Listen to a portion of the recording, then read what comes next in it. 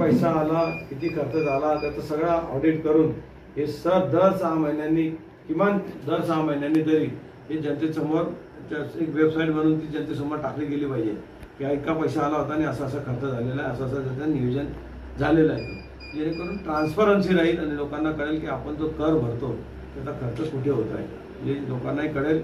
या माध्यमातून अशा प्रकारची आमची इच्छा आहे आणि नगरपालिकेच्या माध्यमातून प्रत्येक घरापर्यंत नागरी सुविधा पोहोचवणं. खरं तर ही मीटिंग जी असते, निवडणूक जी असते ही वॉटर मीटर गटची निवडणूक म्हटली जाते, कार्यकर्त्यांची निवडणूक असते. म्हणून ज्या भौतिक सुविधा आहे, ज्या मूलभूत सुविधा आहे लोकांच्या, त्या नगरपालिकेच्या माध्यमातून देण्यासाठी आम्ही कटिबद्ध आहोत. उद्या महाराष्ट्राचे मुख्यमंत्री भुसावळला येत आहेत. पूर्ण जिल्ह्यासाठीची सभा ही त्यांनी भुसावळला आयोजित केलेली आहे. त्यामध्ये वरणगावच्याही सगळेच नगरसेवक आणि नगर अध्यक्षाचे उमेदवार आहे हे पण तिथे हजर असतील. वरणगावच्या बाबतीतही आमचा विचार आहे की नगरपालिका झाली म्हणजे विषय येतो नगरविकास विभागाचा. त्याच्यामुळे कोणी काही सांगत असलं तरी तो नगरविकासाचा विषय आहे, नगरोत्थानच्या माध्यमातून झालेला आहे. तर गुलाबराव म्हणतात की मी निधी दिला, निधी शासनाने दिला, तर महायुतीचं सरकार होतं. मी स्वतः त्यावेळेस नगर राज्यमंत्री जे होते रणजित पाटील, मी स्वतः त्यांच्याकडे बैठक घेतली आणि नगर विकासाचे राज्यमंत्री असताना आजच्या वेळेस ही योजना मंजूर झाली. त्याच्यात काही DPDCनं काही त्याला पैसे मिळाले असा नाही. ही काही ग्रामपंचायत नाही की ते जलजीवनच्या माध्यमातून पैसे देऊ शकतील. जलजीवनच्या माध्यमातून त्यांनी जिथे योजना दिल्या आम्ही सगळीकडे ॲक्सेप्ट केलं की हो, इथे पाणीपुरवठा मंत्री आहे आणि आमच्या युतीचं सरकार आहे. पण हा नगरविकासचा विषय त्याच्यामुळे त्याच्यामध्ये त्यांचा प्रश्न येत नाही. दुसरा जर सुनील काळे म्हणत असेल की मी केलं, आदरणीय गिरीश भाऊ मंत्री, मी आमदार, रक्षाताई खासदार, म्हणजे एक नगराध्यक्ष जाऊन तो कामं करू शकतो का? त्याचे मंत्री आमदार सगळे म्हणून त्याला मदत केल्यावर कामं होऊ शकतात. हा साधा विचार आहे. मी परत तुम्हाला सांगतो की नगर राज्यमंत्री म्हणून जेव्हा रणजित पाटील होते, सुनील काळेंनी सांगावं तिथे बैठक घेऊन हा विषय मार्गी लावला होता की नाही लावला होता. पाण्याच्या आरक्षणासाठी गिरीश भाऊंनी मदत केली की नाही केली. ते भाजपचे मंत्री, आजही ते भाजपचे मंत्री आहेत. मी आजही भाजपचा मंत्री आहे. भाजपचा माणूस म्हणून आम्ही त्याला मदत केली. तो तर म्हणत असेल मी केलं, इंडिव्हिज्युअल सुनील काळे नाही, तो भाजपचा नगराध्यक्ष होता, त्याला आम्ही मदत केली.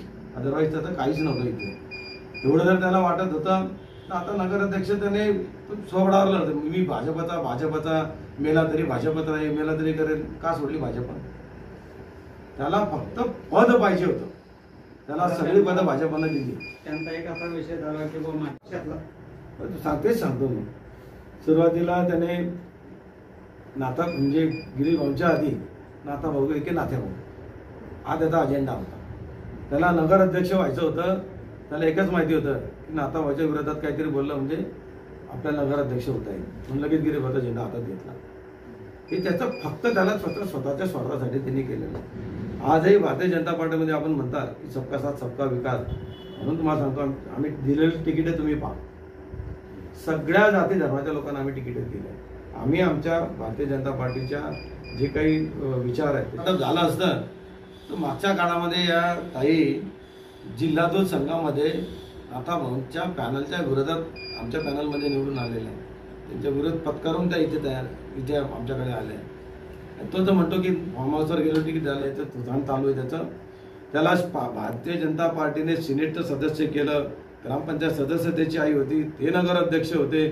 तरी जर म्हणत असेल माझ्यावर अन्याय झाला तर प्रत्येक वेळी का तुला सोशल मीडियावरती फिरते आहे किंवा माझ्यावरती त्यांचं बी एक तेच गाणं चालू आहे. तर त्या संदर्भात गणेश धरगरचा प्रॉपर वार्ड हा 7 नंबर आहे. तिथे तो राहतो, तिथे त्या समाजाची मत आहे, तिथेच त्याचं कार्यक्षेत्र आहे, तिथेच तो गणपती मंडळापासून सगळं काम तो 7 नंबरमध्ये करतो. त्याला 7 नंबरमध्ये तिकीट घे म्हणून सांगितलं. 6 नंबर मी मागतो, 7 नंबरमध्ये मागत होता. एका घरात 2 तिकीटं मिळणार नाही. तुझा प्रॉपर वार्ड 7 नंबर आहे, 7 नंबरमध्ये तिकीट द्यायला त्याला आम्ही तयार होतो. मग तो 6 नंबरमध्ये जिद करून बसला की जिथे त्याचा वार्ड नाही आहे. असं कसं चालेल? ज्या वार्डामध्ये मी ऑलरेडी सगळं काही प्लॅन करून ठेवलेलं आहे, 6 नंबरसाठी कोणाला तिकीट देणार, तिथे कोण निवडून येऊ शकतं, सगळे आमचे आराखडे असतात. त्या दृष्टीने त्याने 7 नंबर नाही सांगितला म्हणून त्याला तिकीट दिलं नाही, तो तिकडे गेला. माझ्याकडे जात नाही, माझ्याकडे पैसा नाही.